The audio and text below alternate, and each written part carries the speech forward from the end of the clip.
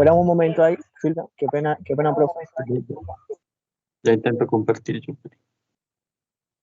Debe compartir pantalla, no solo la ventana.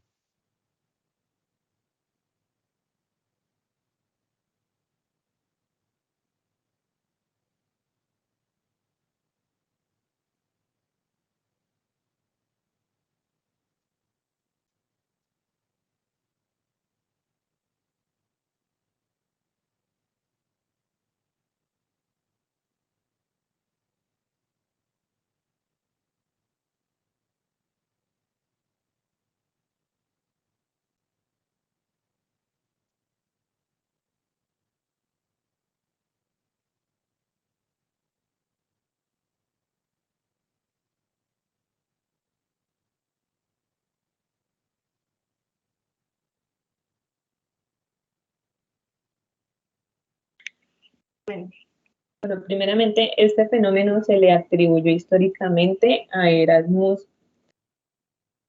Él fue un marinero, médico danés, matemático y físico. Él trajo consigo unos hermosos cristales que ahora son conocidos como la calcita, los cuales lo fue estudiando y él observó que las imágenes formadas a través de estos cristales eran dobles. Además también que al girar el cristal, una imagen permanecía en su lugar mientras la segunda giraba con el cristal. Este fenómeno es conocido como la doble refracción y generalmente se presenta en la calcita. Entonces, la luz incidente se separa en dos rayos llamados ordinarios y extraordinarios. Estos rayos están polarizados en direcciones perpendiculares. En general, el rayo ordinario sigue la ley de Snell y el otro no. El siguiente.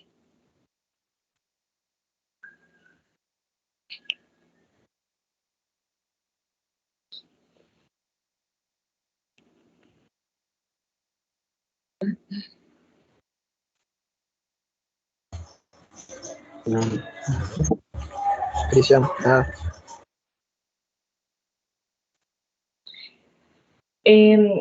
Otros científicos que estudiaron este fenómeno fue, por ejemplo, Christian Huygens, el cual él explicaba que la doble refracción con la idea de frentes de ondas propagándose era cuando una luz atraviesa un cristal como la calcita, este se descompone en dos rayos cuyas ondas vibran en planos perpendiculares.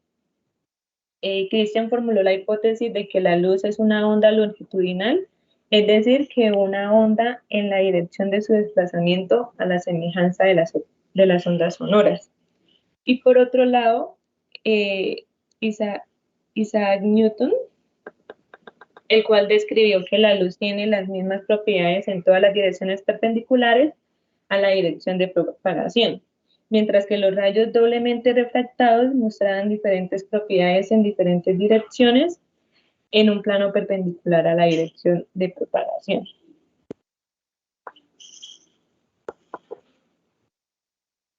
Pásala.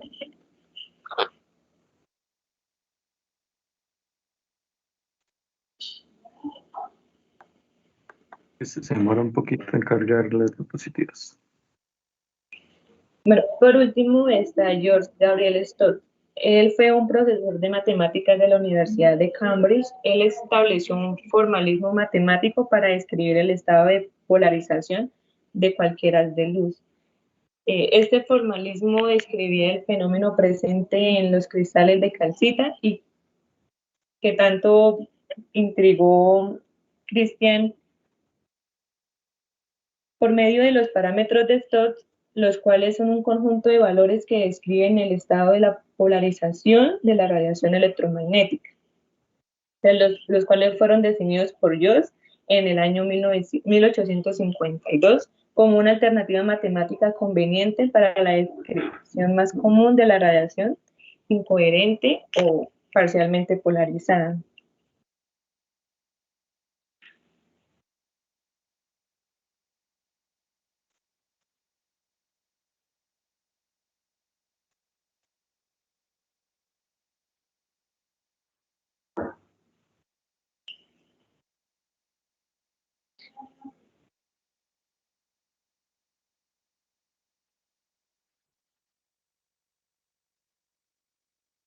Bueno, entonces la polarización. La polarización es una de las propiedades de las ondas que puede oscilar con más de una orientación.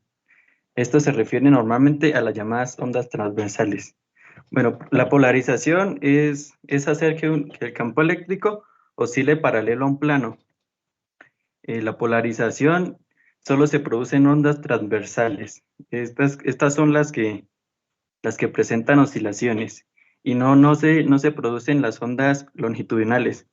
¿Por qué? Porque las ondas longitudinales oscilan en dirección de la onda. Entonces, acá como vemos acá vemos la figura de una onda electromagnética, donde acá donde vemos la onda sinusoidal que nos representa el campo eléctrico.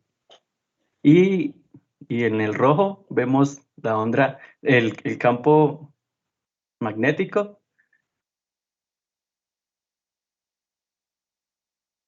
Sí, esto. Entonces, la polarización nos da dos luces. Una luz polarizada que consiste en que se propaga en una dirección, en un plano específico.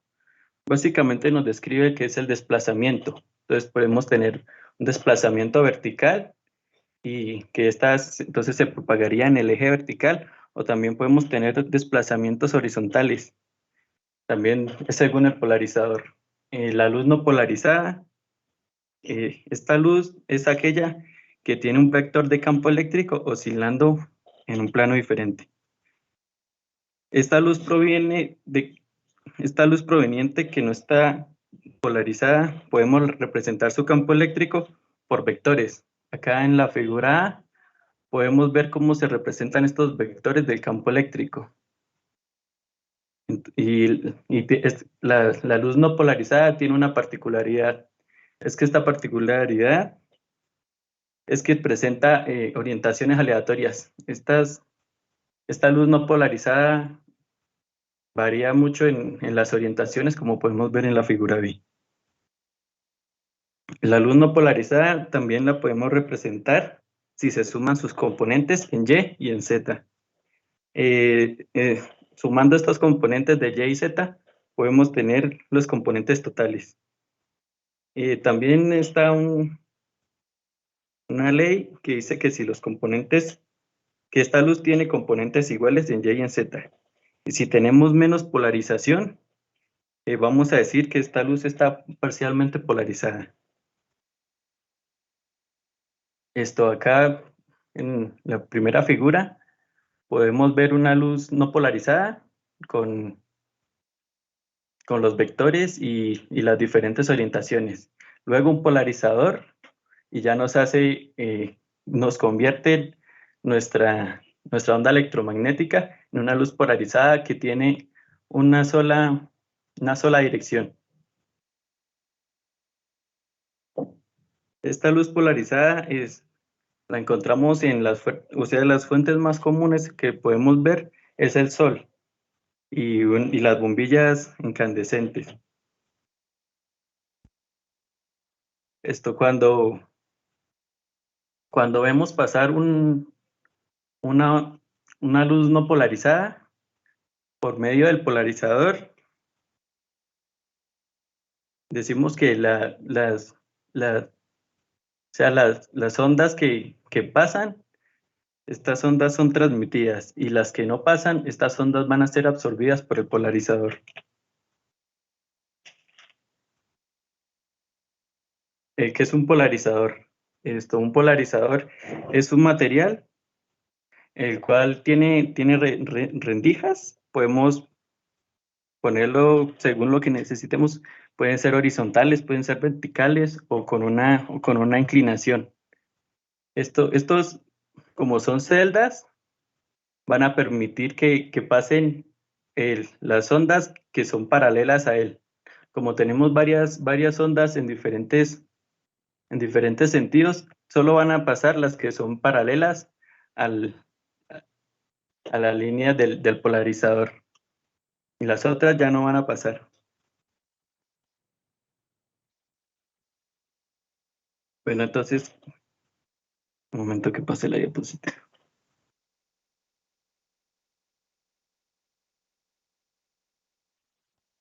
Bueno, entonces, ¿qué ondas tenemos mediante la polarización? Mediante la polarización vamos a tener una superposición de ondas electromagnéticas. Cuando tenemos esta superposición, estas ondas pueden tener un desfase o pueden no tener un desfase. Como vemos acá, o sea, vamos a tener tres tipos de formas de polarización. Vamos a tener una polarización lineal, que es cuando no hay ningún desfase. Entonces estas van a ser una línea recta, van a representar una línea recta. O también cuando tenemos un desfase de 180 o pi. También la circular. Tenemos la forma de polarización circular, que es cuando tenemos un desfase de pi medios o 90 grados. Como podemos ver, estas siempre son perpendiculares al desplazamiento en como tal de la onda. Y cuando una es 90 grados, o sea, es perpendicular a la otra, vamos a tener una onda circular. Y lo mismo, y como podemos ver, si es de pi medios, la onda va a tener una dirección hacia la derecha. Al cambio, si tenemos 270 grados o menos 90 grados o 3 pi medios, vamos a tener hacia la izquierda. Y ya cuando los diferentes ángulos ya, o sea, ya no están entre 0 pi ni son 90 o 270, ya vamos a tener unas ondas elípticas. Ya van a cambiar, pero van a tener la misma forma, o sea, van a tener una forma de elipse, pero ya pueden cambiar debido a que pueden ser varios grados.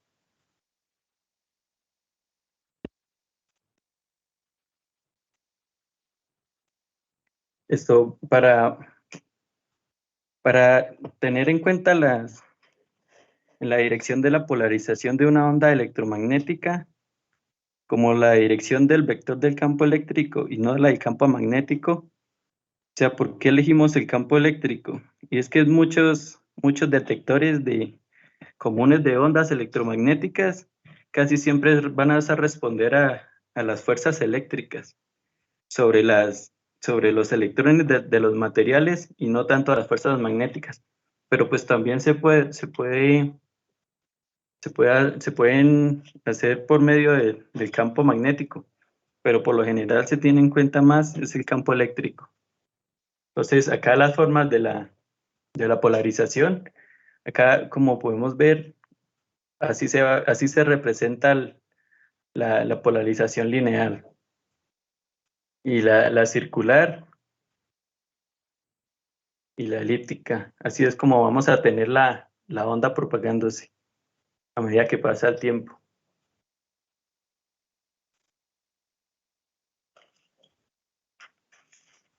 Bueno, ahora vamos a una pregunta.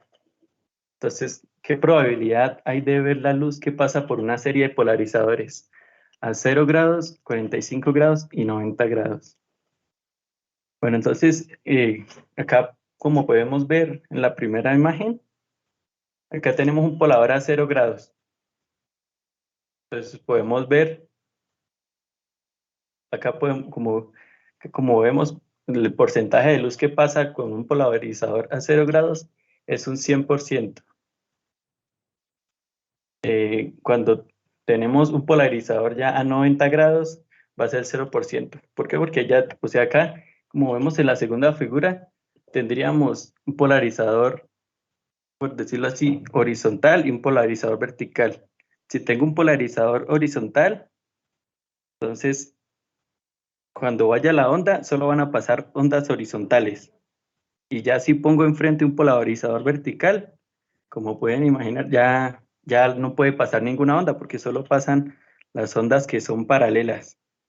Ahí se chocaría. Entonces ya con 90 grados ya no pasa nada. Pero ¿qué pasa si ponemos un polarizador a 45 grados. Eso sí, en medio de las dos, en medio de 0 grados y 90 grados. Porque si la coloco antes, va a seguir pasando que no se va a ver nada. Porque están a 90 grados. Y si la coloco después, igual tampoco va a pasar nada. Entonces, analizando. Del primer polarizador al segundo, va a haber una diferencia de 45 grados. Y cuando hay una diferencia de 45 grados, tenemos un 50% de ver esta onda como tal. ¿Esto a qué equivale? Pues, si hemos visto estadística, esto equivale a un 0,5. Entonces, y ya ahora del segundo polarizador al tercero, van a ser de 45 grados a 90 grados. Entonces, tenemos otro 50%, que es otro 0,5. Entonces, la probabilidad de luz que vamos a poder ver va a ser de un 0,5 por un 0,5. Esto nos da un 0,25 y esto equivale a un 25% de probabilidad de ver la luz. Las figuras representan cómo se ven los polarizadores y la luz que pasa a través de ellos. Sígueme, compañero. Esta es la diapositiva.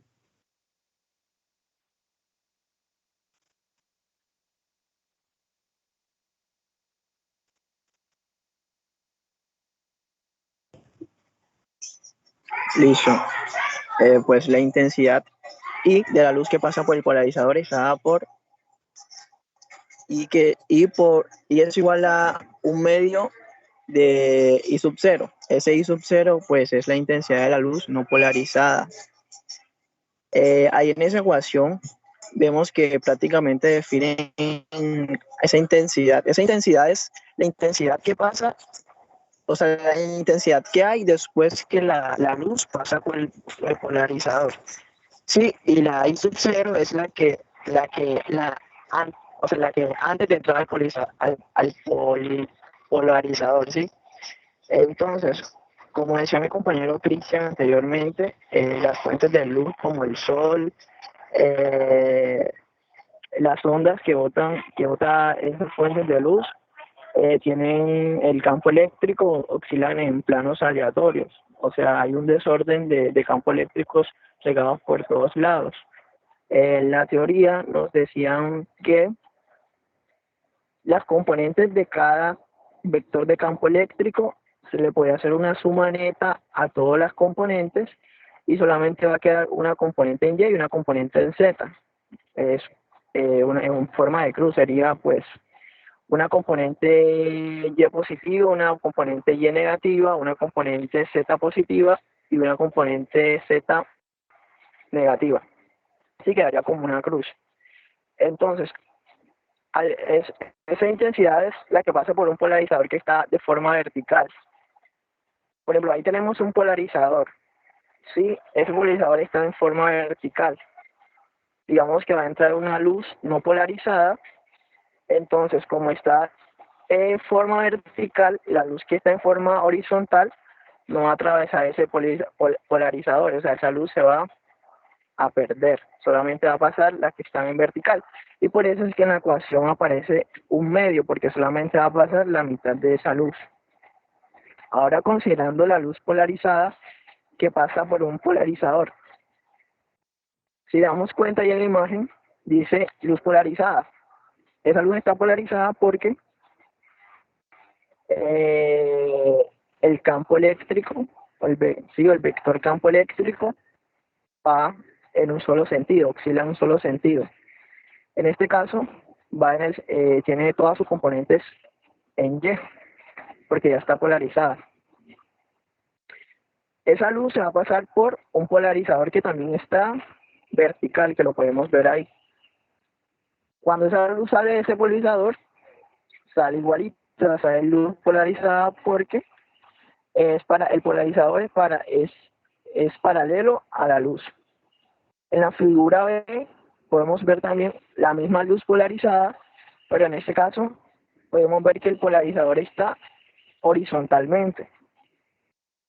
Eso equivale a nada de luz, porque como esa luz está polarizada respecto a Y y no tiene componentes en Z, entonces no va a pasar nada de luz por ese polarizador. A continuación, compañero.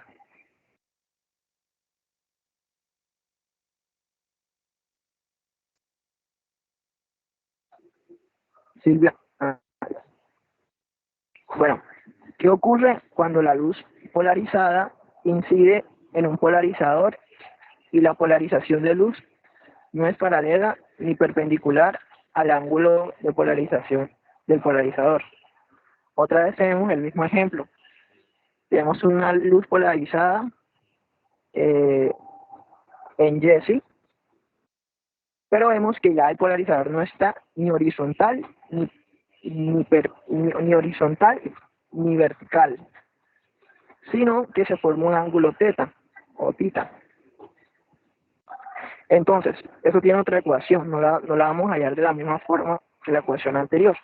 La magnitud del campo eléctrico se va a hallar, la magnitud del campo eléctrico es igual a magnitud del campo eléctrico de la luz polarizada, que es E sub 0, por el coseno de ese ángulo que se forma ahí, entre el vector y el polarizador. Listo. A partir de la ecuación de intensidad podemos ver que I sub 0 está dada por... Esta ecuación de intensidad ya la presentaron compañeros en exposiciones anteriores. En nuestro caso, ¿qué es esa? Es 1 sobre C, U sub 0, campo eléctrico al cuadrado. Sabiendo que U sub 0 es la permeabilidad magnética en el vacío y campo eléctrico RCM es igual a campo eléctrico máximo sobre raíz al cuadrado de 2. Entonces, en nuestro caso, esa expresión queda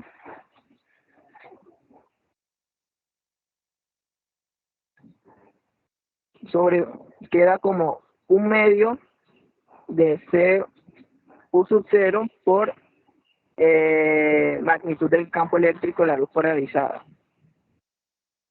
Siguiente, compañero.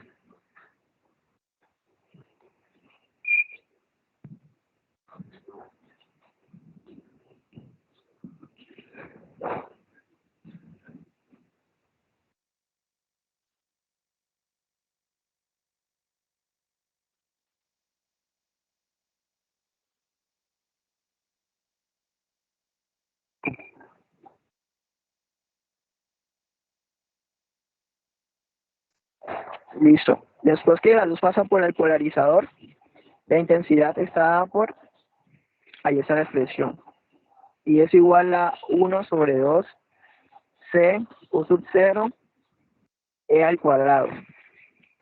También podemos expresar la intensidad transmitida en términos de la intensidad inicial. Teníamos la ecuación de arriba, esa de I, pero decíamos que E era igual a E sub 0 coseno de tita. Entonces, reemplazamos eso. Entonces quedaría ese E de arriba, es que no tengo es como un lapicito para rayar, así, para que no se pierda. Espera, ahí puedo. Señálenos con el láser.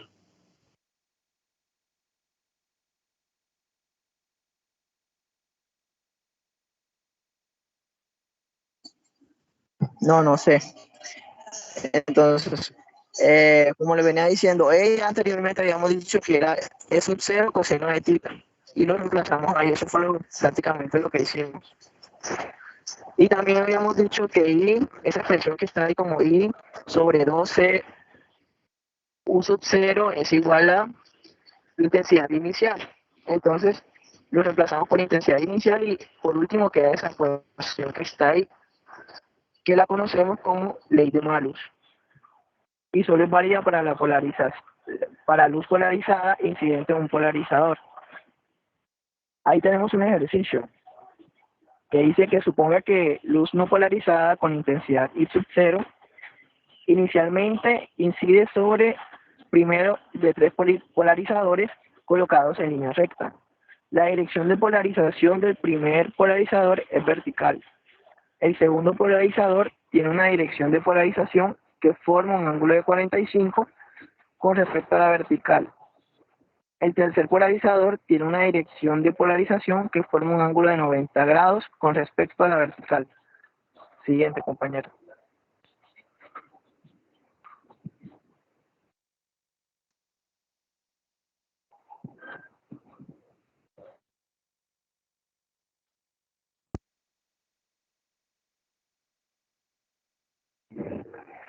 Siguiente, compañero. El segundo está cargando.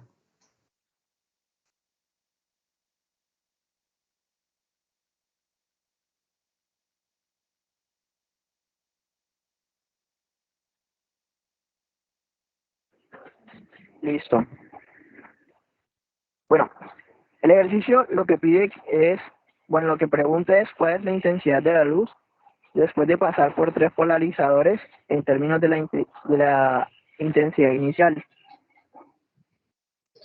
En la gráfica podemos ver al inicio de la recta roja, podemos ver luz no polarizada, que eso era lo que le estaba comentando ahorita antes, que tiene una componente en Y y una componente en Z. Al pasar por el polarizador vertical, se reduce a la mitad y se va reduciendo mientras va pasando la onda, ¿no? Y lo que nos piden hallar es la intensidad en términos de la intensidad inicial. Entonces, pasa adelante, compañero.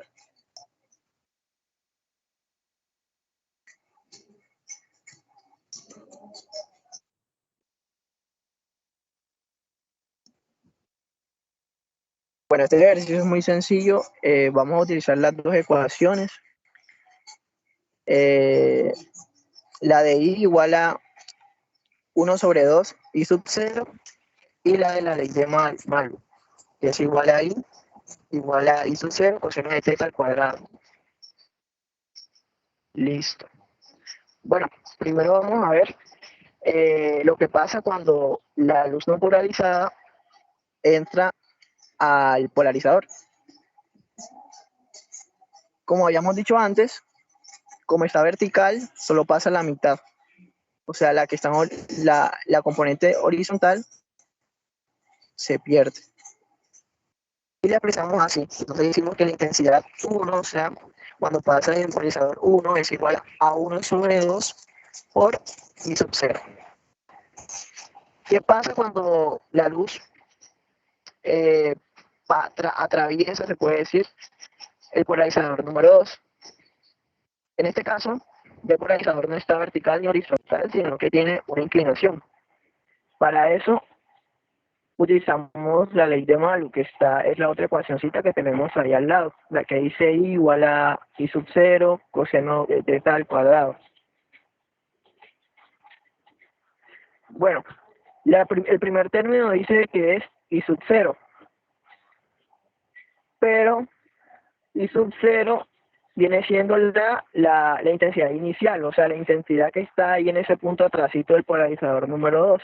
Pero ya sabemos que esa intensidad fue la que pasó anteriormente, que se conoce como I1. Entonces por eso ahí la expresamos, ahí la ponemos I1. En esa partecita de la ecuación me dice coseno de θ al cuadrado.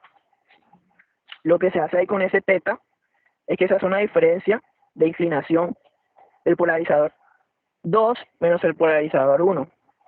En ese caso, como el polarizador 2 tiene una inclinación de 45 grados, se le resta la polarización del primer polarizador, que es de 0 grados, que nos va a seguir dando igual a 45. Listo. Sabemos que ahí en el siguiente paso lo que hacemos es reemplazar I sub 1, que es que lo tenemos arriba como un medio de intensidad inicial. Y lo multiplicamos simplemente por el coseno de 45 al cuadrado. Ahora vamos a ver la intensidad en el polarizador número 3. Se hace el mismo proceso. se toma como intensidad inicial como I sub 2, que es la que tenemos antes del polarizador número 3, y se hace la respectiva diferencia, que es 90 menos 45, y eso nos da 45 grados. O sea, nos da I sub 2 coseno de 45 grados al cuadrado. ¿Sí? Y al momento de sustituir I sub 2, tenemos que I sub 2 es igual a 1 medio I sub 0 coseno de 45. Pero como tenemos un coseno de 45, con ese coseno de 45 al cuadrado, se multiplican esos dos y nos queda coseno de 45 a la 4. Ese coseno de 45 a la 4 es igual a 1/4. Y si ese 1/4 lo multiplicamos por el 1 medio que tenemos acá, nos da 1/8. Al finalizar decimos que la intensidad número 3 es igual a intensidad inicial de la luz no polarizada sobre 8. Con esto llegamos a una conclusión. Yo no sé si ustedes recuerdan el primer dibujito que vimos en la primera diapositiva, donde vimos que cuando se ponía un polarizador, cuando una luz polarizada entraba, que estaba vertical, entraba a un polarizador que estaba horizontal, no había luz. La luz se iba toda. Pero en este ejercicio nos dimos cuenta que poniendo una serie de polarizadores en medio de estos dos entre ellos, la luz no va a ser nula. Entonces, en conclusión, una serie de polarizadores con pequeñas diferencias en sus ángulos de polarización pueden usarse para azotar la dirección de polarización de luz con pérdidas modestas e intensidad. La siguiente, compañero.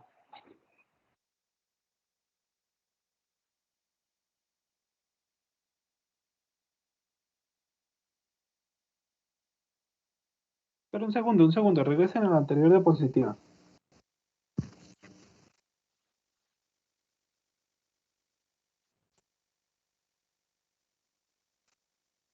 Bueno, entonces ahí ustedes nos están diciendo que cuando viene luz no polarizada, pasa por un polarizador a 0 grados, después a uno de 45, después a uno de 90, sale una intensidad igual a 1/8 de la intensidad de la luz no polarizada, ¿cierto? Ahora regresense hasta la pregunta Sí, señor. de selección múltiple. Regresen hasta la pregunta de selección múltiple.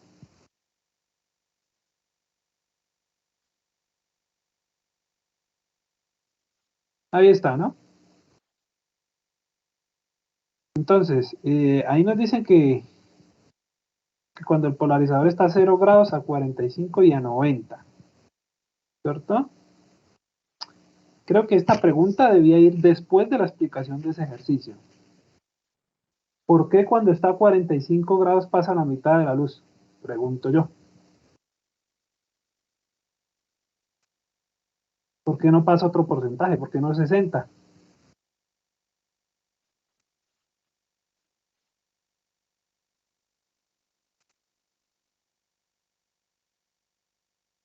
Y aquí nos están diciendo, vea, del primer polarizador al segundo pasa 50%.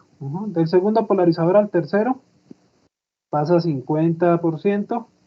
Y eso nos daría 0,25%, ¿cierto? Es decir, 1/4. Pero ¿por qué cuando pasa el primer polarizador es 50% y no es 60 o no es 70?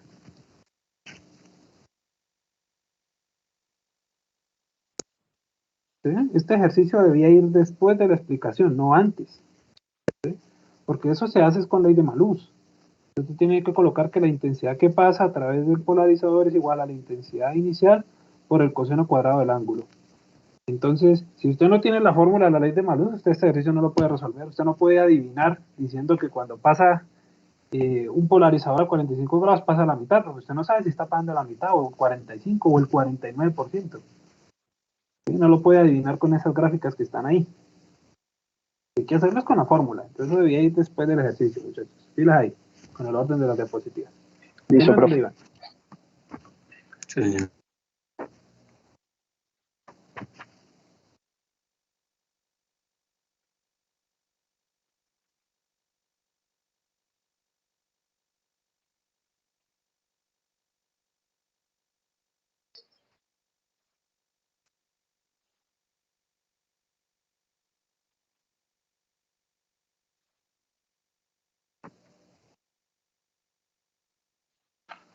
Continúen. Bueno, ya Cristian anteriormente. ¿Cómo, profe? Continúen. Bien, bueno, anteriormente ya se había explicado un poquito sobre polarización lineal, circular y elíptica. En este caso vamos a hablar un poco sobre la parte matemática de eso. ¿Sí?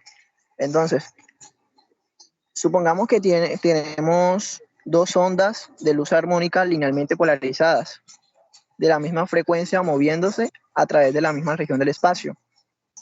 O sea, las ondas van, en este caso vemos, bueno, las ondas van en una sola dirección, en la dirección Y, la podemos ver ahí en la ecuación, que viene siendo la dirección X, y oscilan en la dirección Z, o sea, su campo eléctrico va de arriba a abajo en la dirección Z.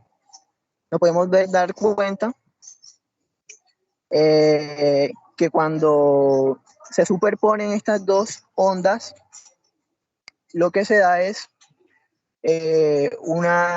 bueno, podemos sumar las dos amplitudes y pues sí, factorizamos las dos amplitudes y queda pues el mismo coseno KZ sobre WT con dirección Y. Eso hace referencia pues a una a una a una onda lineal, una polarización lineal. Es la cuestión. Siguiente, compañera.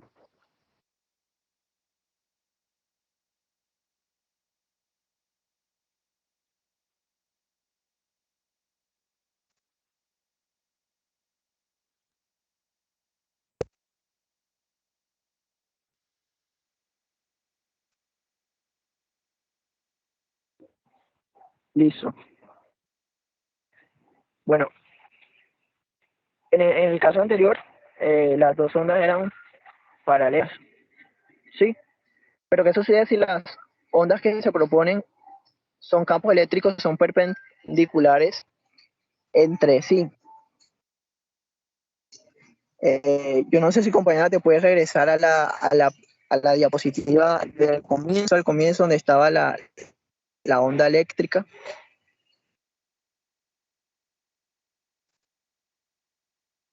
Para medio mostrar un poquito cómo es la cuestión.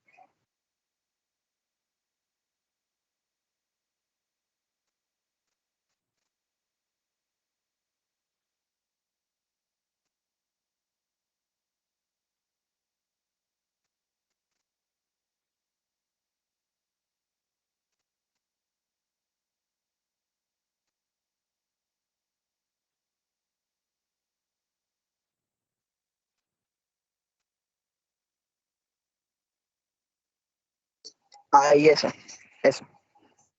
Bueno, en el caso, lo que está diciendo el enunciado, la propuesta de las dos ondas, dice que las dos ondas tienen su campo eléctrico perpendicular. Digamos que una de esas ondas es esa que se muestra así, tiene el campo eléctrico apuntando en Y, ¿cierto? Es el azul. La otra onda va a tener el campo eléctrico perpendicular, ya puede ser en Z o en X. Entonces, eso es a lo que se refiere, que, o sea, la onda va a estar como al revés, ¿sí me hago entender? Se van a superponer al revés. Una va a tener su eje en Y y otra va a tenerlo en Z, por ejemplo, para que estén los campos perpendiculares. Y ahora sí, compañera, pasa.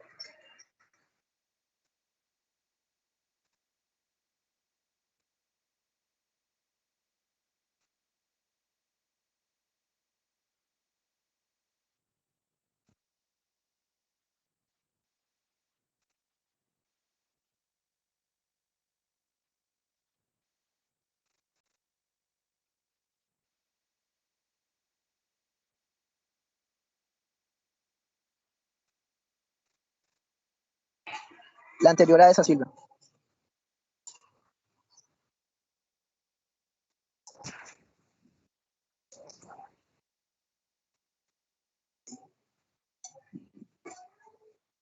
Listo.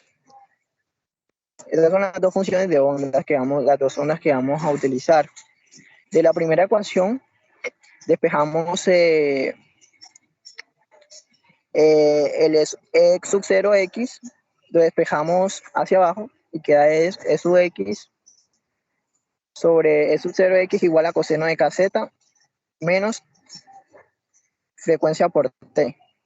De la ecuación 2, hacemos lo mismo y nos queda coseno de kz menos wt más el desfase. Vamos a utilizar ahí dos unidades trigonométricas. Decimos que y, eso 0y,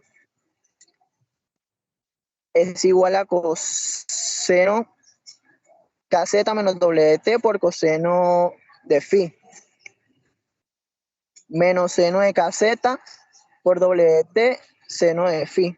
Eso utilizando la primera identidad. Señálenos en la pantalla porque yo no estoy entendiendo, o sea, bueno, yo tal vez sí, pero los compañeros no pueden seguir la exposición porque usted simplemente nos habla pero no nos señala. Señálenos ahí con el apuntero o con, no sé, con la flecha. Con Sí, algo. profe, es que no encuentro cómo.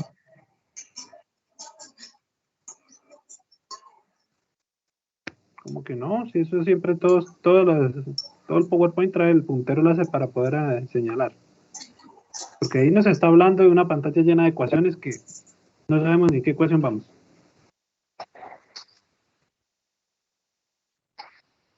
Profe, debe ser por lo Sí, que si el quieres, compañero está... compartir, yo comparto para poder señalar con el puntero.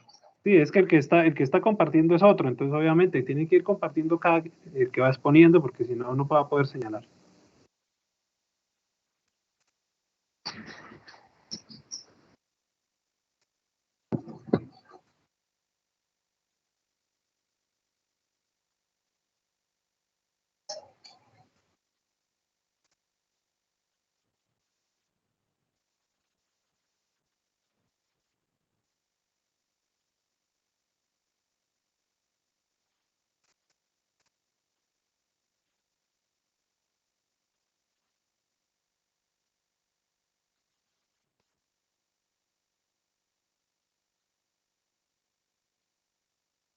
Rápido, muchachos.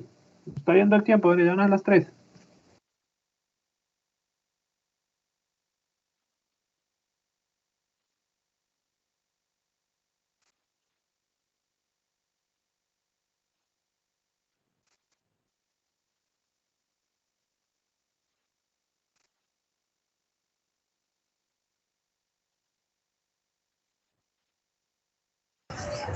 Listo, ya creo que ahí sí.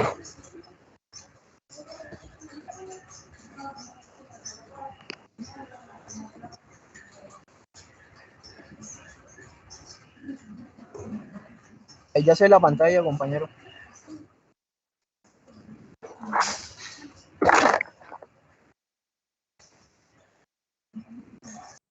Quite la música. Ahí se ve la pantalla. Sí, ya se ve. Bueno, decía que, bueno, prácticamente vamos a despejar estas dos. De uno despejamos esto. Pasamos este sub 0 hacia abajo y nos queda esto, ¿no? E de x sobre sub 0x igual a coseno de kz menos w de t. Igual hacemos en esta. Bajamos e sub y y tenemos x sub y sobre sub 0y igual a esto, coseno de kz menos wt más phi, el desfase. Utilizando las identidades, estas dos identidades, tenemos que x sub y sobre sub 0y tenemos este coseno, ¿no es cierto? Entonces, este pedacito de k sub z menos wt lo vamos a considerar como a. Lo que aquí en la identidad lo tenemos como a. Y este phi lo vamos a considerar como b. Entonces, al momento de utilizar la identidad, vamos a tener que coseno de a, que en este caso es k sub z menos wt, por coseno de b, que en este caso es phi. Hasta ahí todo bien, ¿no? Menos esta expresión de acá. Bueno, acá utilizo esta parte. Acá lo que hace el problema, bueno, es que no sé. Ah, listo, profe, ya, qué pena, ya, que me voló, no me había dado cuenta de algo. Acá va menos por la ecuación, como acá es menos, acá va menos. Entonces queda igual, seno de A, que es KZ menos WT, por seno de phi. Listo. Esta expresión que tenemos acá, coseno de KZ menos WT, habíamos dicho que eso era esto que está acá. Es su de X sobre es 0 de X, que es esto que está acá.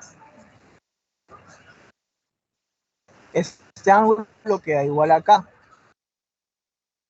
Menos seno de esto. Acá se utilizó la segunda identidad trigonométrica, que es esta. En este caso se despejó el coseno. O sea, quedó 1 menos seno al cuadrado de X. ¿Sí? Que es lo que está acá fijado. Aquí está el 1 menos el seno al cuadrado de X. Eso en raíz cuadrada a la 1/2 por seno de phi. Luego pasamos a esta expresión y por último llegamos a esta expresión acá abajo, que es la expresión de una elipse. Entonces decimos que cuando el desfase es múltiplo impar de pi medios, esto aquí me va a dar 1 y esto acá me va a dar 0. Entonces quedaría solamente esta expresión igualada a 1. Y acá hay otros condicionales. Si la amplitud en Y y la amplitud en X es igual, entonces la polarización es circular. Mientras que si son diferentes, la polarización es elíptica. Y acá abajito está la polarización de una línea en línea recta. Continúa, compañera.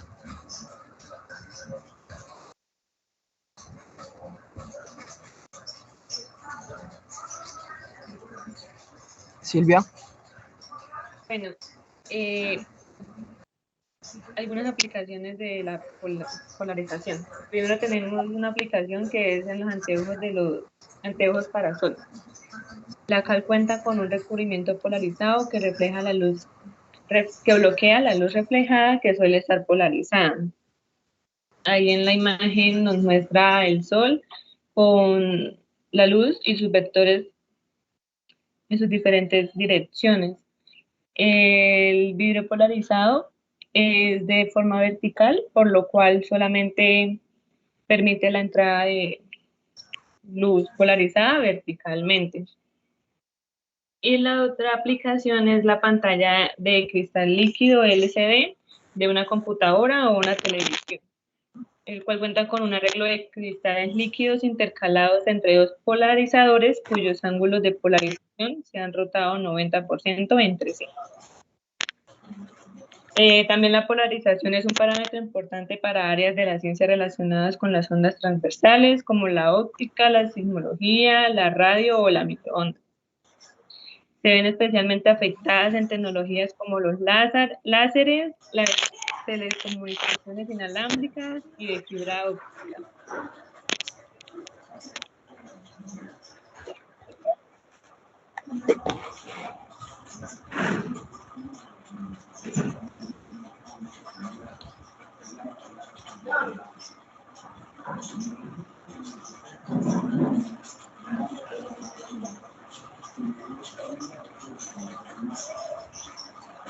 Siguiente.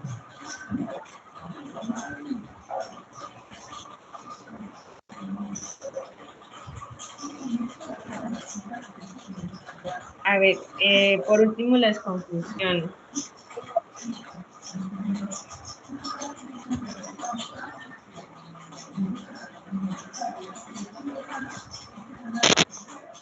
Bueno, acá el libro, para finalizar el capítulo, nos mostraba las ecuaciones de Maxwell en una forma diferencial y nos daba la ecuación de onda para el campo eléctrico y la ecuación de onda para el campo magnético, que es esta. Sabiendo que P es la densidad de carga que por unidad de volumen, J es la densidad de corriente. El símbolo de eta se presentó anteriormente y representa el valor con derivadas parciales en cada dirección espacial.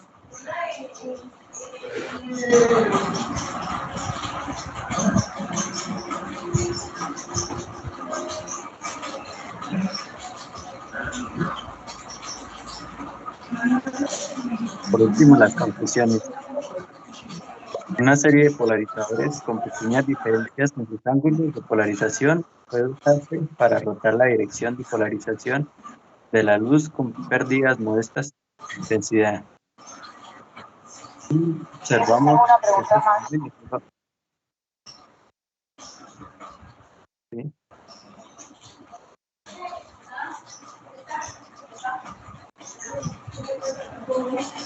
Observar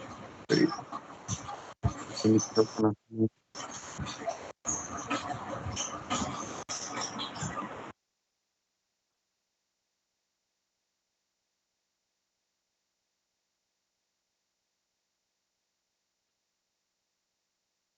¿Listo, muchachos, ya? Listo, observamos que este fenómeno solo afecta a ondas transversales.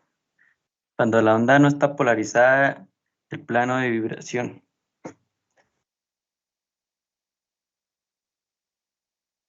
Bueno, se prepara el siguiente grupo. Vuelvan a colocar la presentación, muchachos. ¿Por qué la quitaron?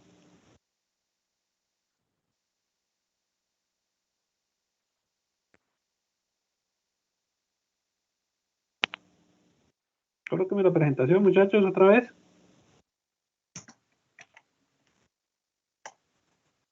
Bueno, cosas para corregir, muchachos, de la presentación del día de hoy. Primero que todo, la fluidez de la presentación. ¿Sí? Yo no sentí que la presentación fluyera.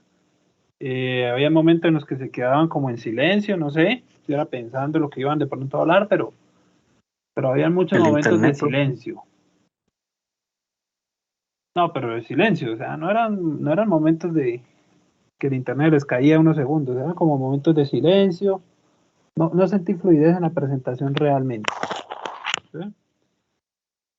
Entonces, pilas con esos momentos de fluidez cuando van pasando de diapositivas, como que se les pierde la onda. Ustedes tienen todas las facilidades, muchachos, a hacer una presentación virtual. Es decir, ustedes pueden tener apuntes ahí al lado, pueden ir leyendo lo que van a ir diciendo, ¿cierto? Tienen todas las ayudas.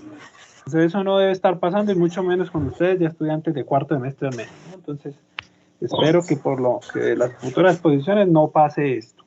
¿Sí? Segundo, el orden de las diapositivas es importante, como les había dicho, esa pregunta, por ejemplo, la que les estaba haciendo la corrección, debía ir después del tema que se estaba explicando, no podía ir antes porque no se podía, digamos, explicar de forma correcta cómo iba a ser la luz que pasaba a través del polarizador sin haber explicado lo que era la ley de Malus. También cuando estaban en la parte de polarización circular, lineal y elíptica, esa parte de la deducción de la ecuación pudieron habérsela saltado, simplemente me pudieron haber explicado lo que era colocando la ecuación resultante, ¿no? Entonces, la ecuación resultante cuando era elíptica, qué pasa si las amplitudes eran iguales, si esta era cero, si era de pi medios, si se transformaba en lineal, si se transformaba en esférica.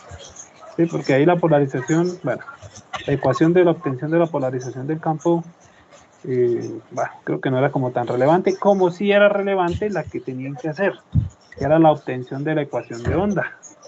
Esa sí era relevante. ¿Cómo se obtenía la ecuación de onda para el campo eléctrico y el campo magnético?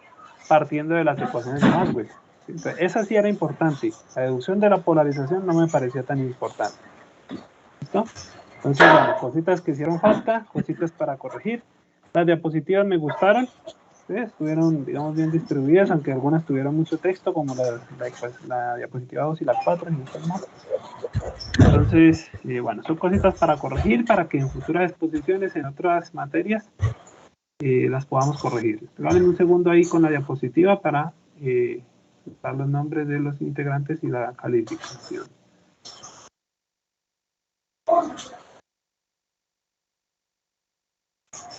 Entonces son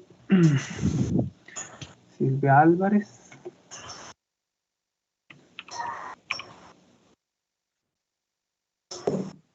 Rojas Ángel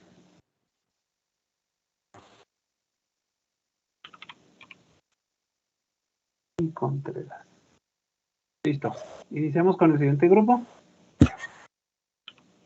Pues dejamos de compartir y arrancamos con la expresión del siguiente grupo.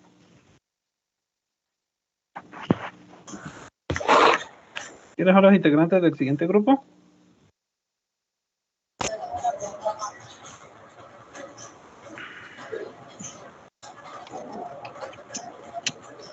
Camargo, Ropero y Biafara.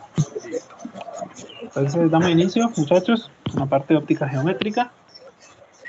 Empecemos pues.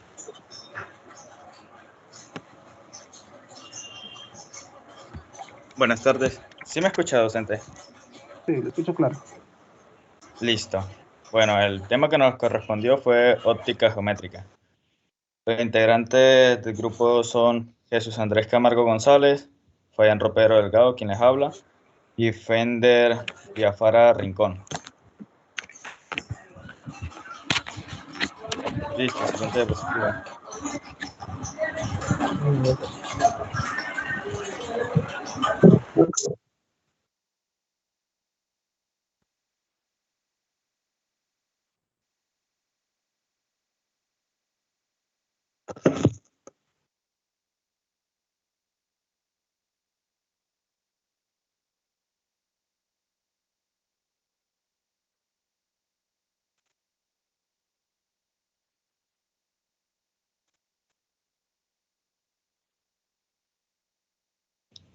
Listo, reseña histórica. La óptica geométrica nace de la aplicación geométrica de las leyes fenomenológicas en torno a la refracción y reflexión de Wilhelm Brohr Snell van Rooyen, de 1590 a 1626. Está parando la presentación porque no la veo. No veo la presentación. Está ahí parado en la diapositiva 1. Igual a mí me parece, pero el compañero me dijo que ya había pasado, docente. No sé, ¿los demás ya les pasó? ¿O es a mí que me está fallando el internet? No, a mí no. Todo estaba en la No, primera profe, página. Tampoco. la primera. Vuelvo a compartir y vuelvo a iniciar a ver si de pronto ahora sí.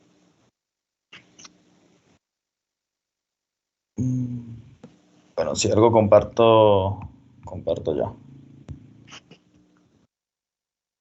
Lo mejor es que vaya compartiendo el que vas poniendo para que nos vaya señalando, ¿no? Listo, docente.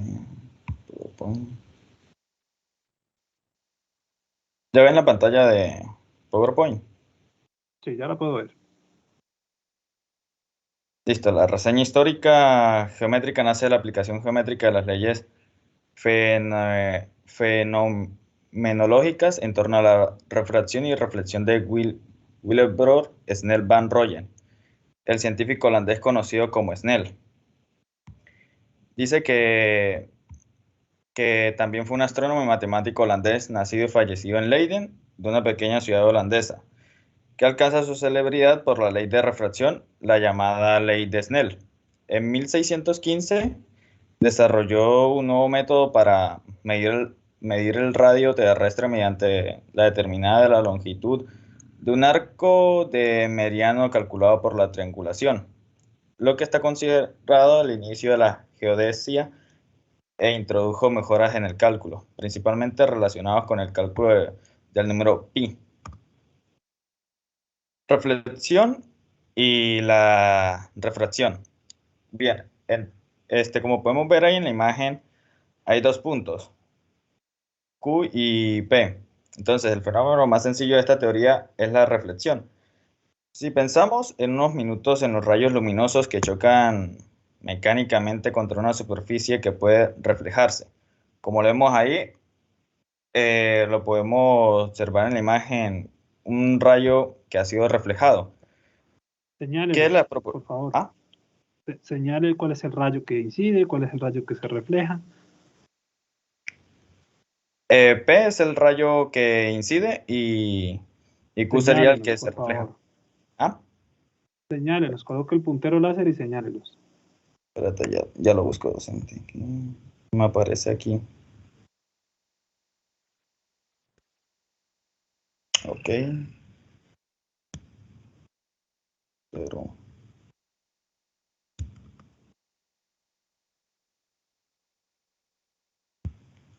Bien.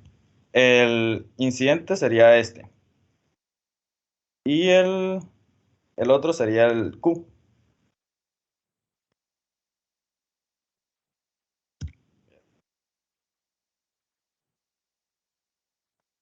Listo.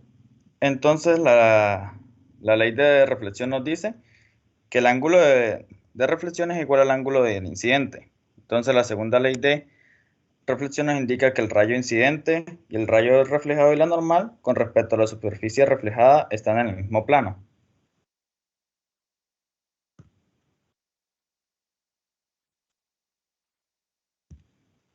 ¿Ustedes ven la pantalla completa o veían en la pantalla?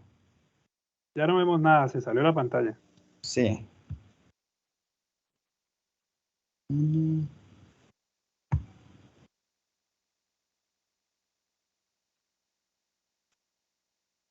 Ahí ya se ve. Listo.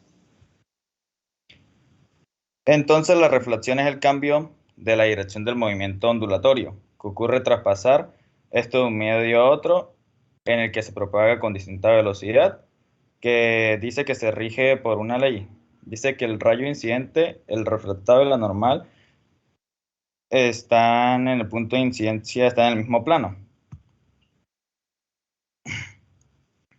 Bien, dice la reflexión es el cambio de dirección del movimiento ondulatorio de distintas velocidades. Como vemos en la primera imagen, vamos a ver dónde aparece el... No sé, aparece. Bien, aquí en la primera imagen me aparece la recta normal. Dice que B1 debe ser mayor que B2 para que ocurra este cambio de ángulo aquí. Y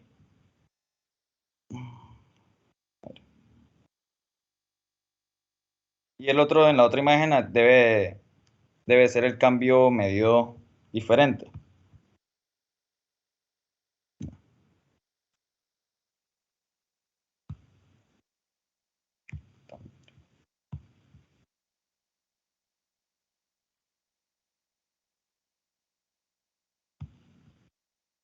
Bien, dice, la reflexión ocurre cuando una onda pasa de un medio con una determinada velocidad a otra con una distinta.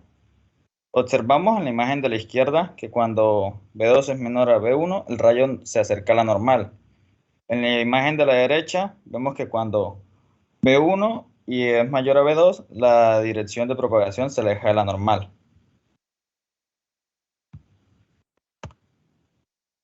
Dioptrio. Bien, el dioptrio es el sistema óptico formado por una sola superficie que separa dos medios distintos del índice de refracción. El dioptrio es un concepto útil a la hora de formar los principios básicos de la óptica geométrica, ya que cualquier punto del dióptrico puede tomarse como eje óptico del sistema. Puede ser plano o esférico según sea esta superficie. Según el signo del radio de la curvatura se puede distinguir dioptrios esféricos, convexos y cóncavos. Como vemos en la primera imagen, en la imagen de la izquierda, el convexo se dibuja de esa manera. Dice que R es mayor a 0. Entonces el cóncavo es diferente, que R debe ser menor a 0.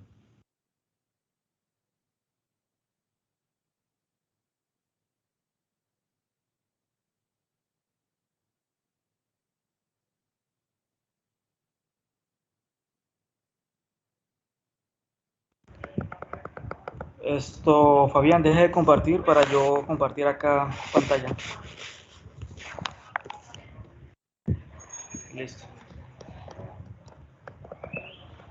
Compartir pantalla. ¿Ya están viendo la pantalla? Sí, ahí se ve. Listo.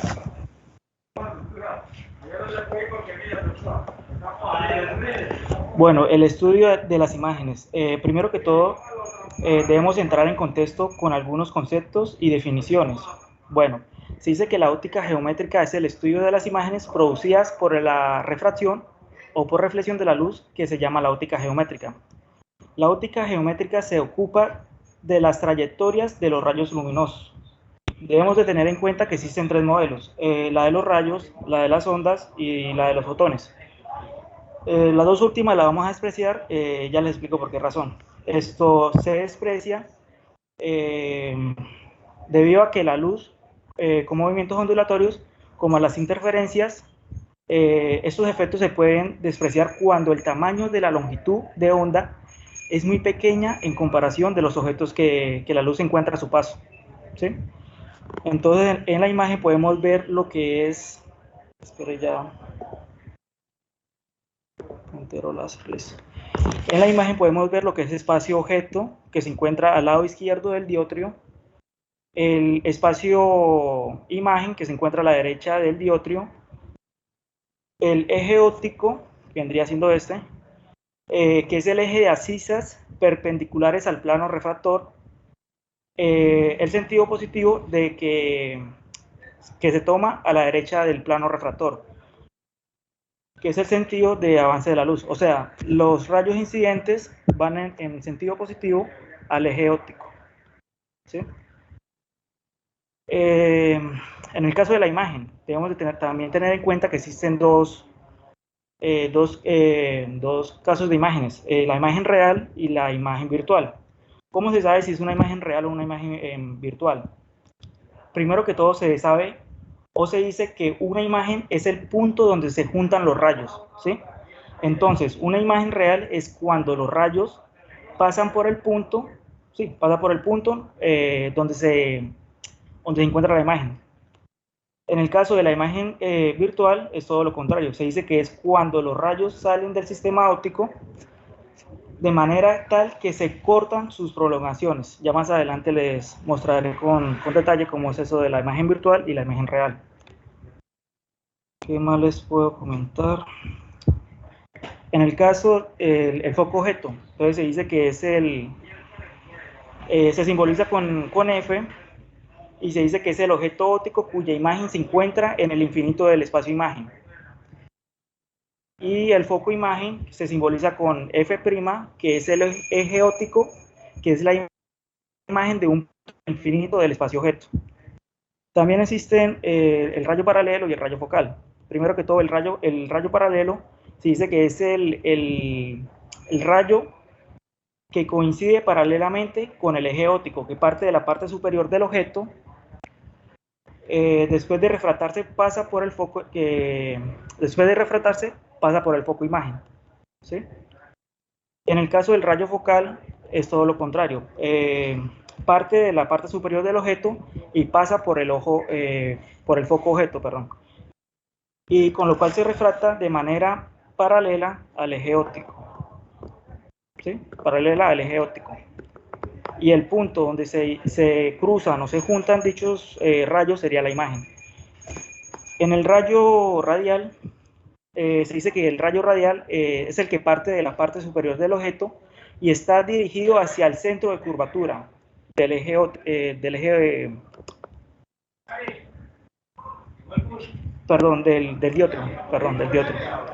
Este rayo no se refracta y continúa en la misma dirección, ya que el ángulo de incidencia es igual a 0. Bueno, la naturaleza de los rayos.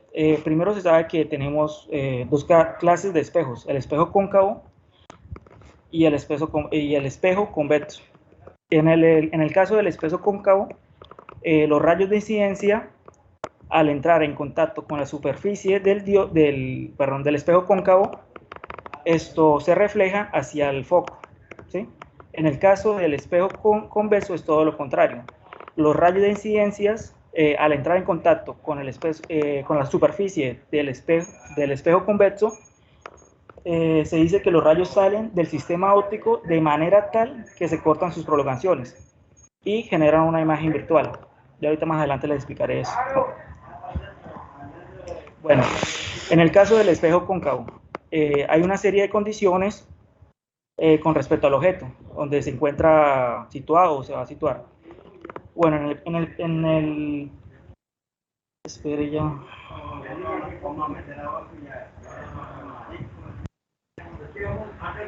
Bueno, en el primero se dice que el objeto está situado a la izquierda del centro. Este es el centro o centro de curvatura y está ubicado a la izquierda de él. Entonces se dice que está ubicado a la izquierda del centro de curvatura, la imagen es real, invertida y situada entre el centro y el foco. Su tamaño es menor que el objeto. Entonces, ¿por qué razón? Entonces, el eje paralelo al eje óptico, al entrar en contacto con el espejo cóncavo, se refleja de manera que pasa por el foco.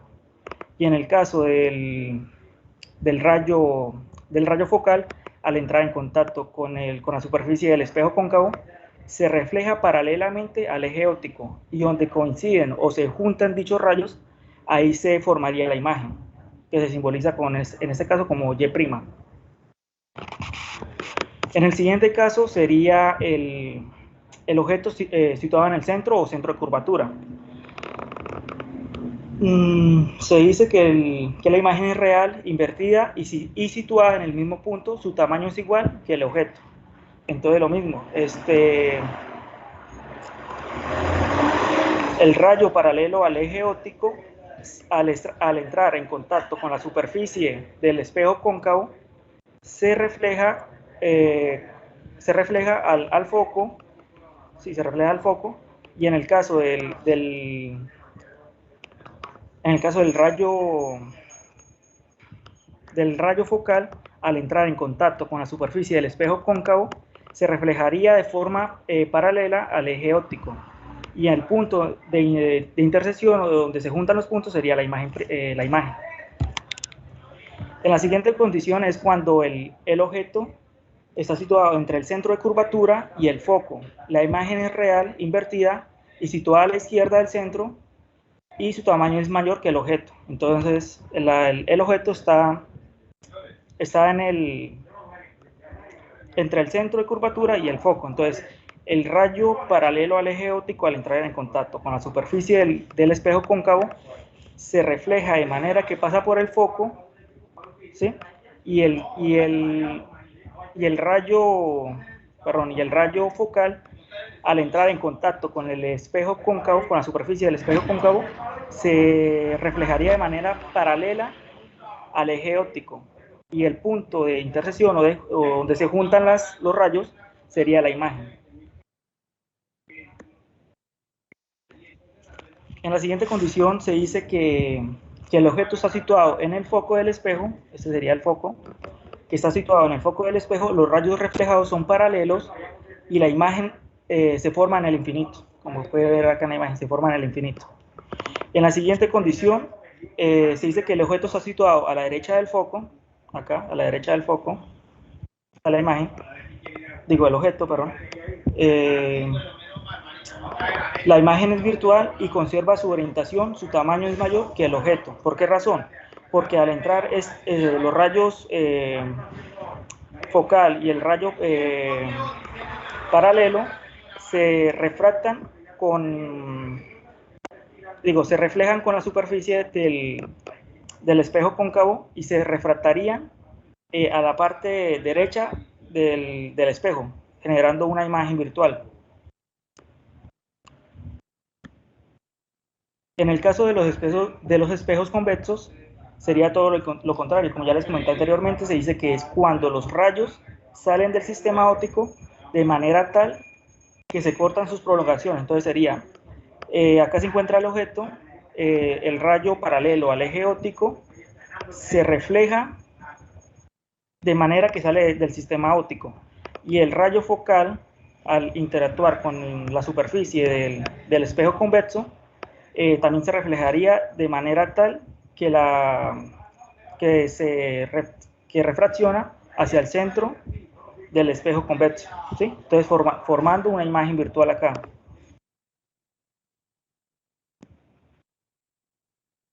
Bueno, las imágenes de espejos cóncavos y convexos se rigen a través de unas fórmulas o de unas ecuaciones. Se dice que P es la imagen, que Q vendría siendo la distancia de la imagen al espejo cóncavo, y R vendría siendo la distancia del objeto al espejo, ¿sí? En este caso, F, donde F es la distancia focal, ¿no? No, señor. R es el radio de curvatura del espejo esférico. P es la distancia a la que usted ubica el objeto desde el espejo esférico. Y Q es la distancia a la que forma la imagen. Pila ahí. Sí, profe, qué pena.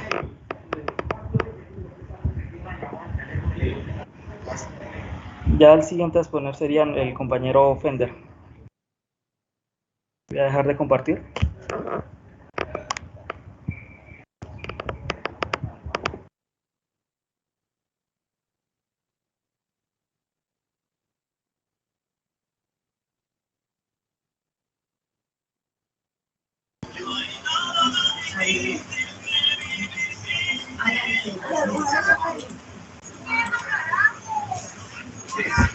Buenas, ¿sí ven la imagen? ¿Me escuchan? Sí, ya podemos verla. Ah, listo, pues.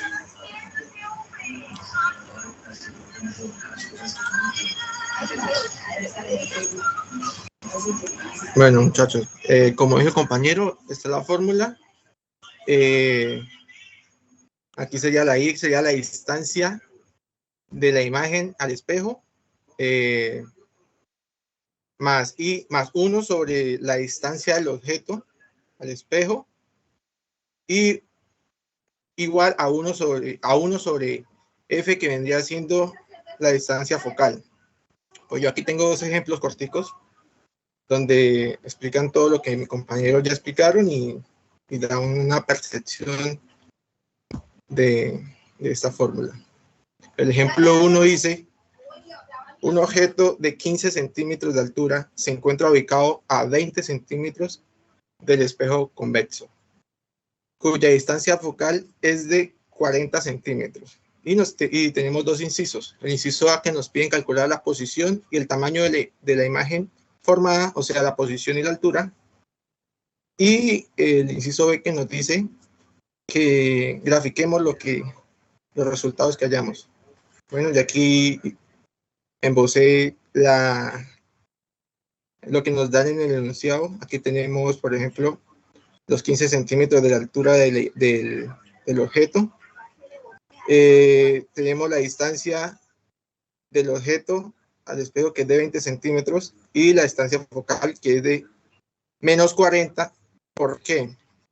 Porque, como explicaba el compañero, existe un lado real y un lado virtual. En este caso, el espejo es convexo. Digamos, según lo que explicó el compañero, que si el rayo toca aquí el espejo, automáticamente rebotaría hacia afuera.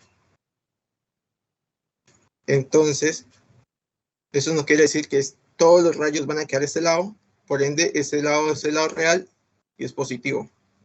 Y el otro lado es el lado virtual y es negativo. Por eso el 40 es negativo. Entonces nos están pidiendo en el inciso A la distancia de la imagen. Entonces despejamos de la fórmula la distancia de la imagen, nos quedaría algo así. Reemplazamos los valores que ya tenemos. Las diapositivas no están pasando. ¿No? No, ahí estoy parado en la primera diapositiva que usted me está compartiendo y de ahí las voy a... Vale, perfecto. Vale.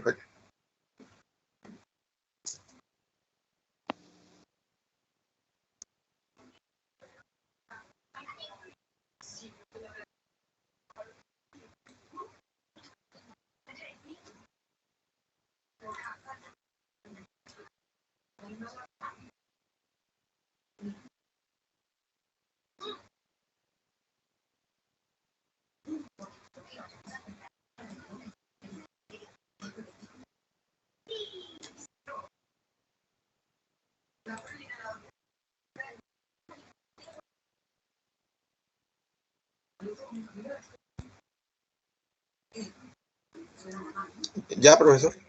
Tengo problemas de internet. Un poquito.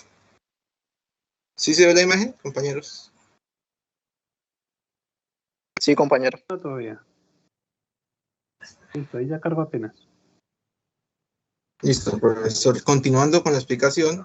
Dele para agrandar la diapositiva en la parte de abajo.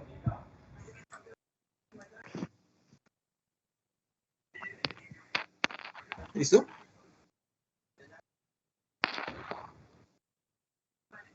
Listo. Bueno, continuando con la explicación, en el inciso A nos pedían hallar la distancia de la imagen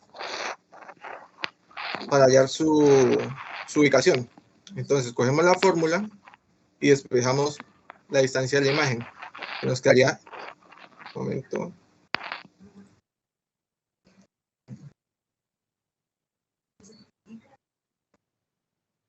Nos quedaría esta fórmula que está acá. Si despejamos la distancia de la imagen, reemplazamos en los valores que ya nos dieron, siempre recortando que 40 es negativo porque se encuentra en la zona virtual.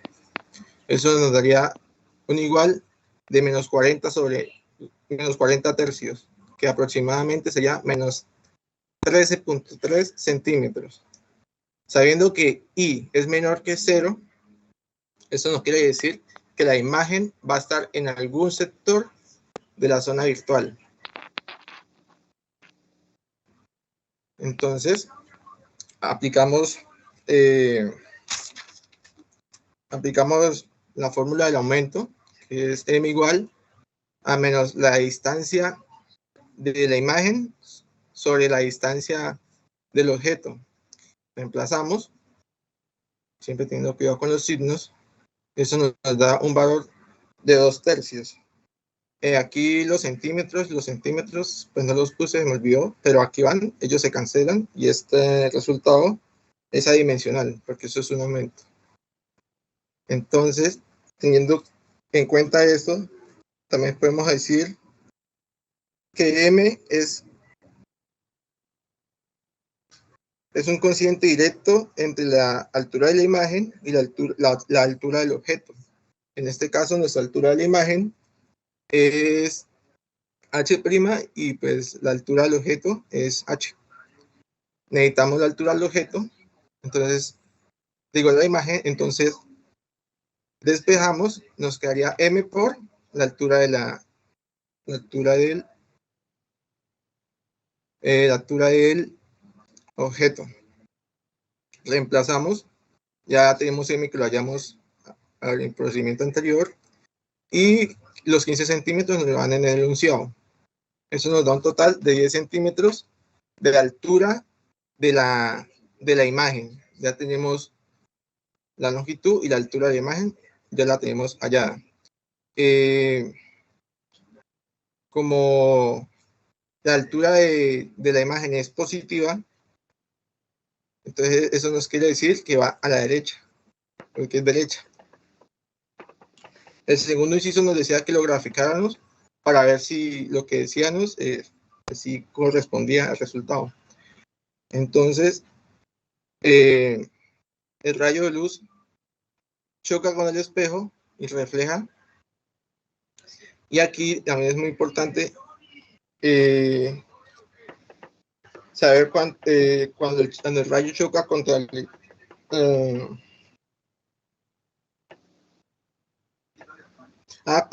rayo choca con el vértice del espejo, ya que en este punto el espejo trabaja como un espejo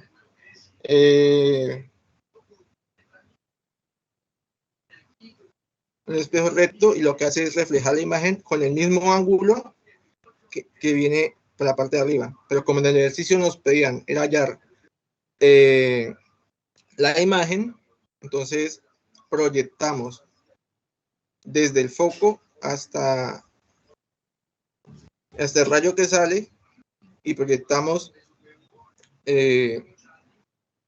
la otra imagen que sale por abajo, y eso nos da la ubicación de la imagen que concuerda con los resultados. Más o menos aquí pueden ver que 13.3 de los 40 y la altura. Este sería el primer ejercicio. En caso de que el espejo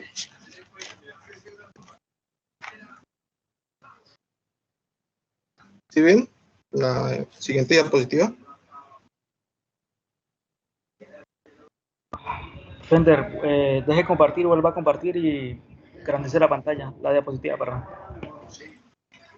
Sí, yo estoy ahí en la primera diapositiva y como usted no está ampliando la presentación, puntero, con el las puntero puede diapositivas no están pasando. Sí, las diapositivas no están pasando porque usted no está colocando la presentación en pantalla completa. O sea, ¿Qué coloque pasa, la... muchachos, con ustedes? La tecnología los está dando duro. Se supone que es a mí el que me debe dar duro la tecnología, ¿no ustedes? Engrandezca la diapositiva y hay en la parte de abajo hay una opción donde dice que para el puntero láser, para que explique con más detalle.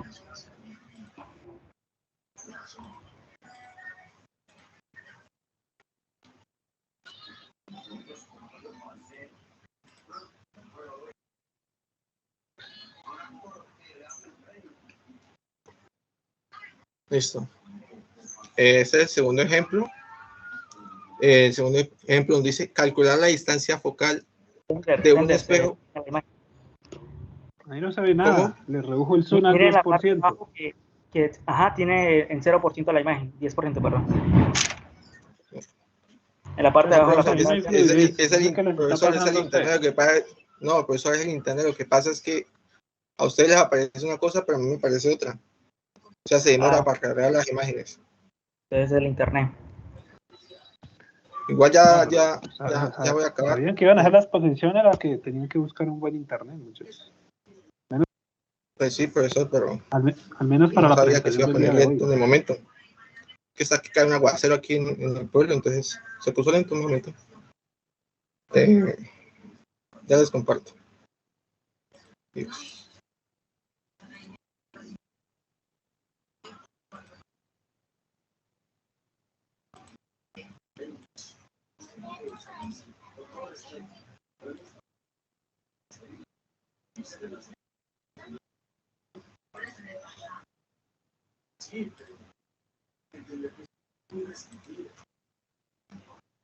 Ahora sí.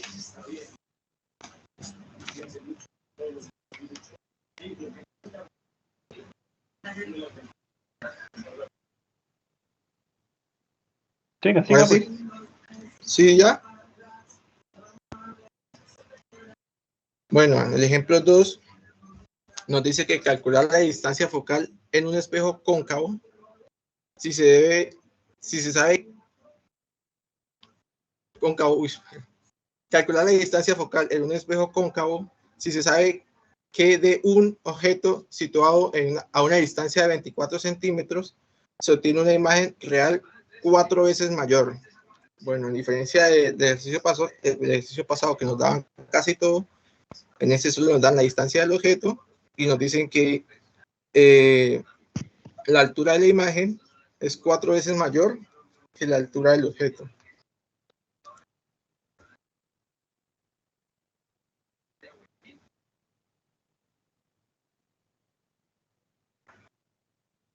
¿Sí cambió? No, no ha cambiado nada.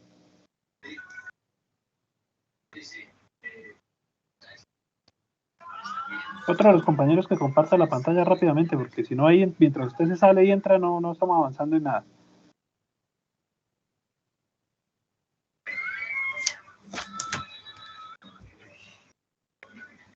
Listo, pero ya comparto yo pantalla.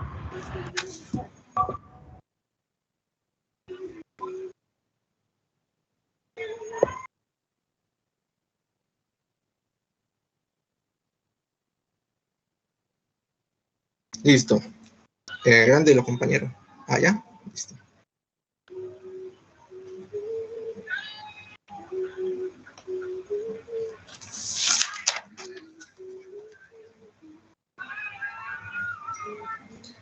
Listo, profesor. Aquí, como el compañero nos explicó en las diapositivas anteriores, los espejos cóncavos tienen sus leyes, sus ciertas leyes. En el caso que las que nos explicó, Esta sería la condición C, donde el objeto iba situado en el centro de curvatura y el foco en la mitad de ellos dos, para que aumente, como dice, para que aumente la altura de la imagen, como dice el ejercicio. Entonces, con este modelo matemático vamos a determinar una relación entre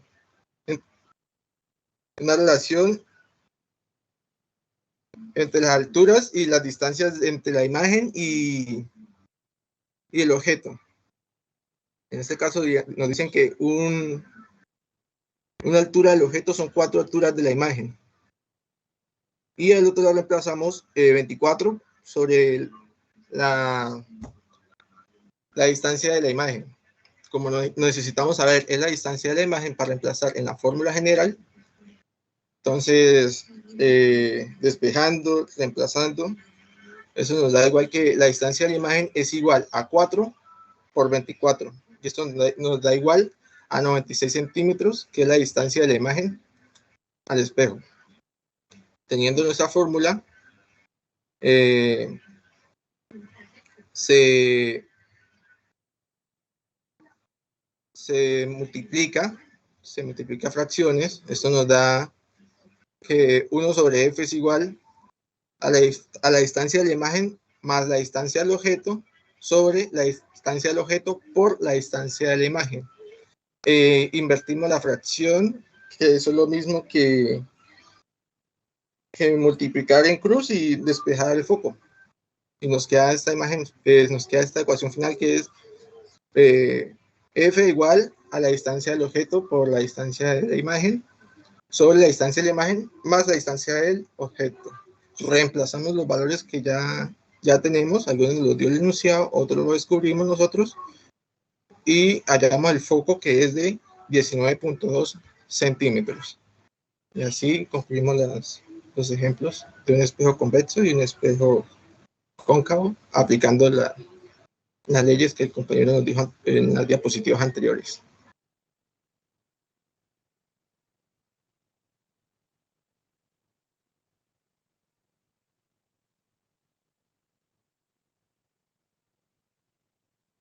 ¿Listo? ¿O no hace falta?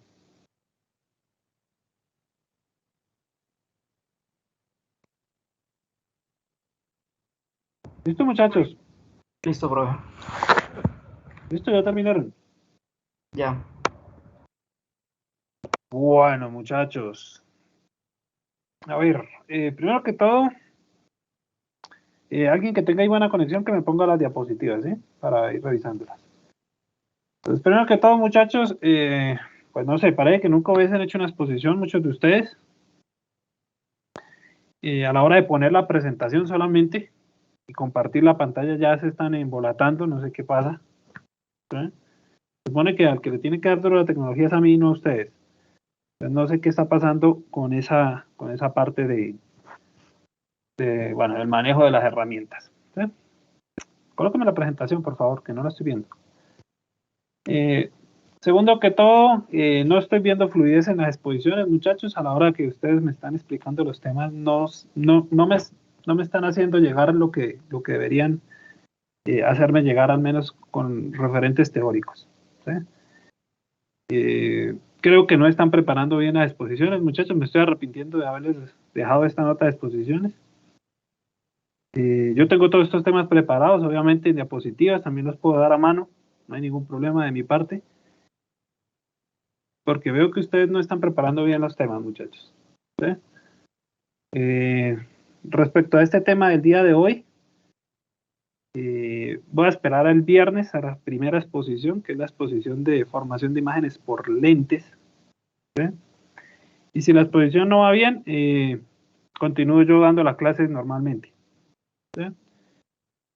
Y pues hacemos quizzes, cuestionarios como los venimos haciendo, y hacemos un parcial, porque la verdad es que me parece que ustedes las exposiciones no las están haciendo bien, las están haciendo por salir del paso, no sé. No veo preparación, al menos en los grupos que han pasado, no veo la preparación suficiente para las exposiciones. no los veo comprometidos. ¿Sí? Por ejemplo, este grupo tuvo una semana para preparar sus exposiciones, este grupo y el grupo anterior tuvo una semana para preparar la exposición. Y pareciese que lo hubiesen preparado, no sé, ayer. ¿Sí? Entonces, voy a esperar la exposición del viernes, espero que la exposición del viernes esté mucho mejor que las exposiciones del día de hoy, porque la verdad dejaron mucho que desear. Y dependiendo de esa exposición, si no, pues continúo yo dando los temas normalmente, porque realmente si seguimos así, la nota de exposición nos va a perjudicar. ¿No? Y nos va a perjudicar no solo en la nota de exposición, sino en el cuestionario, porque en el cuestionario van a salir cosas que deben estar explicadas en la exposición y que muchos grupos ni siquiera están abordando, no están ni siquiera guiándose por el libro. ¿Listo? Por ejemplo, aquí hubo conceptos que no se tuvieron en cuenta. Por ejemplo, ahí nos habla, en esa diapositiva que está puesta, nos habla de la refracción. Ni siquiera me dijeron que era un índice de refracción. ¿Sí? Que es el primer concepto importante cuando hablamos de refracción. ¿Qué es el índice de refracción? No sé qué es lo que debería estar ahí en esa diapositiva. ¿Sí? Y no está. ¿Sí? Nomás en esa diapositiva que está ahí. Y en el resto de diapositivas, bueno, vaya pasándome las diapositivas, por favor. Ahí tenía que hablarme de la ley de reflexión. ¿Sí? Por ahí no la nombraron en ningún lado. Bueno, dice ley de reflexión, teta R igual a teta I, pero bueno, no me explicaron, me estaban hablando de puntos, eso no son puntos, son rayos. ¿Sí? Son rayos de luz, rayos incidentes, rayos reflejados. Ni siquiera me hablaron de los tipos de reflexión. ¿Sí? Hay reflexión difusa, hay otros tipos de reflexiones, ni siquiera me los nombraron, simplemente hablaron ahí reflexión. Entonces, tampoco me abarcaron el tema. ¿Sí? Siguiente diapositiva.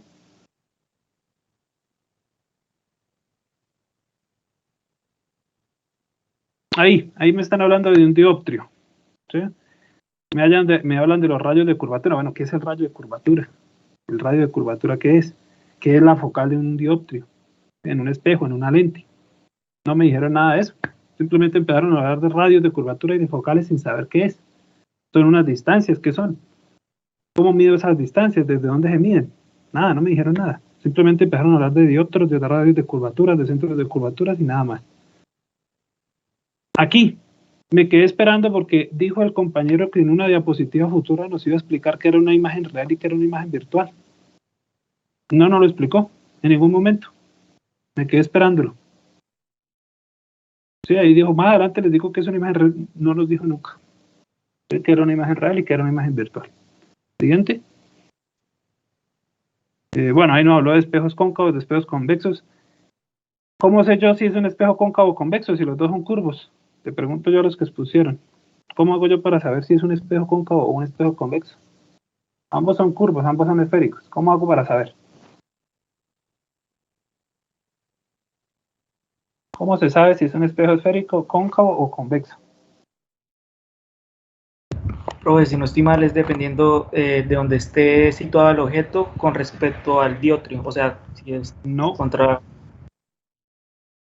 No. Depende de dónde está la superficie reflejante. ¿Sí? Vuelvo a colocar la diapositiva en la que estábamos. Usted no puede decir que un espejo depende de dónde le coloque usted el objeto. El espejo sigue siendo el mismo espejo donde usted es que le coloque el objeto. Depende por dónde refleja. Recuerde que un espejo tiene una parte posterior y una parte trasera. Refleja por una de las dos. Entonces, el espejo cóncavo refleja por la parte interna, ahí como se ve en la imagen de arriba. Y el espejo convexo refleja por la parte externa. Por la parte de atrás ya no refleja.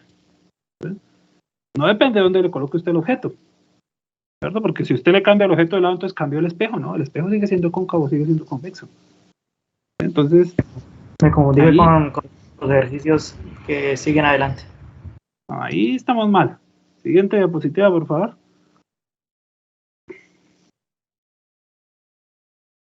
Bueno, ahí son los rayos, viendo cómo se forma la imagen en un cóncavo. Siguiente. Ahí, no sé, eso supongo que era para el convexo. Bueno, listo, siguiente.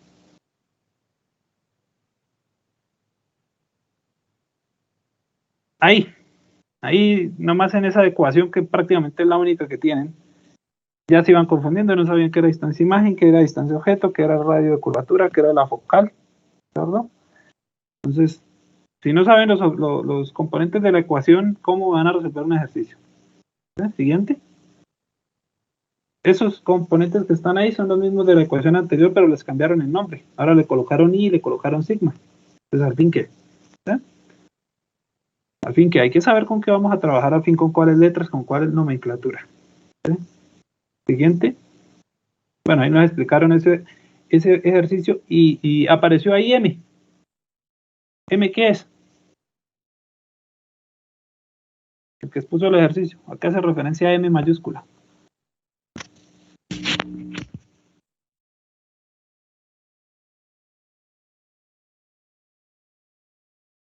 ¿Y de dónde salió esa ecuación de M? ¿Sí? O sea, esas ecuaciones, antes de ustedes resolver el ejercicio, tienen que colocar todas las ecuaciones que van a usar adelante. No es que cuando usted esté haciendo el ejercicio, mágicamente le apareció una ecuación. ¿Sí? Como aquí, ahí apareció una fórmula de M que es menos la distancia imagen sobre la distancia objeto, y más abajo hay otra M que es H' sobre H. ¿Sí? Pero entonces, ¿esas fórmulas de qué son? ¿Qué es H'? ¿Qué es H? No me lo colocaron antes. ¿Sí? Cuando yo voy a resolver el ejercicio, tengo que mirar las ecuaciones antes para poderlo resolver. Entonces no me lo colocaron. M se llama aumento lateral. Depende de la distancia imagen, de la distancia objeto, o de las alturas de la imagen y el objeto. Y ahí no me dicen quiénes son. ¿Sí? Entonces, pilas ahí. Siguiente ecuación, siguiente diapositiva. Siguiente. Ahí lo mismo. Ahí colocaron HO sobre HI igual a DO sobre DI. ¿Quién es HO? ¿Quién es HI? ¿Quién es DO? ¿Quién es DI? ¿Sí? ¿De dónde salió esa ecuación? Porque me dijeron, los compañeros anteriormente la colocaron. ¿Anteriormente dónde está? No la vi. Apareció ahí de repente, esa ecuación. Entonces, muchachos, no es que les esté tratando de dañar la exposición, es que estoy tratando de ser sensato, verle sentido a lo que me están exponiendo y no le encuentro sentido, muchachos. ¿Sí? Es decir, yo voy a mirar este ejercicio, cómo lo resolvieron, me voy a mirar atrás el referente teórico y no lo encuentro, porque no está. Y la siguiente, que bueno, la diapositiva de conclusiones, ¿no? Entonces, muchachos, o sea, no le estoy viendo un sentido a las exposiciones. No sé si es que están organizando diapositivas de un día para otro o fue que las hicieron esta mañana, porque realmente no le estoy encontrando la orientación a lo que debería ser esa presentación. Recuerden que la presentación vale el 10% de su nota. El 10% es bastante. Para los que necesitan nota es bastante. Para los que de pronto van sobrados, bueno, dirán que eso no les importa. Pero a los que les hace falta, 10% es bastante. 10% es la diferencia entre cancelar la materia y seguirla, para muchos. Entonces, voy a esperar a las presentaciones del viernes. Si el viernes las presentaciones no mejoran, inicio yo a dar los temas. ¿Sí? Yo tengo las presentaciones de esos temas. Puedo dar las presentaciones a mano, como vengo acostumbrado a darles las clases. Y volvemos a hacer cuestionarios. Los cuestionarios ya los tengo todos programados. Los tengo todos listos y hacemos parcial. Entonces, muchachos, espero que para el día viernes mejoremos las exposiciones. La verdad, no me han gustado ninguna de las exposiciones. Sí, dígame. ¿Será que usted puede subir, o sea, de los temas que ya expusieron sus apuntes a Moodle para estudiar? No tengo apuntes a mano, tengo diapositivas. Hace también, pero me interesa. Ahorita subo las diapositivas de lo que es naturaleza de la luz, formación de imágenes y ondas electromagnéticas. ¿Listo? Bueno, ondas electromagnéticas vale, tengo listo. apuntes a mano. Sí, tengo apuntes a mano. Profe, Regáleme los nombres del último grupo que expuso, por favor. ¿Quiénes son? Jesús Andrés Camargo González, sí, los que están ahí en la pantalla, por favor. Camargo. Déjeme ver que no puedo verla. Camargo Ropero.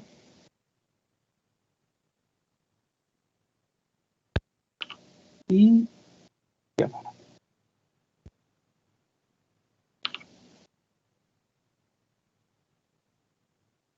entonces, muchachos, el día de hoy no va a tomar asistencia. Ya se nos fue la hora de clase.